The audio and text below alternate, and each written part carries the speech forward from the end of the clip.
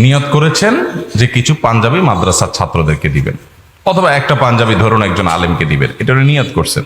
কিন্তু ওনার নিজের মায়ের পেটের ভাই গরিব মানুষ, তারও পাঞ্জাবি দরকার, তাহলে উনি নিয়তটা পরিবর্তন করতে পারবেন কি না? উত্তর হলো অবশ্যই পারবেন, করতে পারি।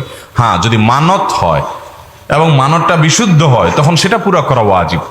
যেমন আপনি মানত করলেন, আল্লাহ আমি যদি সুস্থ হই বা আমার এই কাজটা যদি হয়ে যায়, তাহলে আমি মাদ্রাসায় গরিব বাচ্চাদেরকে বা গরিব মানুষদের মধ্যে এই জিনিসটা বিতরণ করব। আপনি নিয়ত করছেন, যদি এটা হয়, সে কাজটা হয়ে গেছে, তখন কিন্তু আপনার এই মানত পুরা করা ওয়াজিব হতে পারে। যখন ওয়াজিব হবে মান্নত পুরা করা, তখন কিন্তু সেটা আপনি নিয়ত পরিবর্তন করতে পারবেন না। কারণ আপনার আত্মীয় স্বজন যদি গরিব দুঃখী থাকে, তাদেরকে না দিয়ে আপনি যদি কি করেন,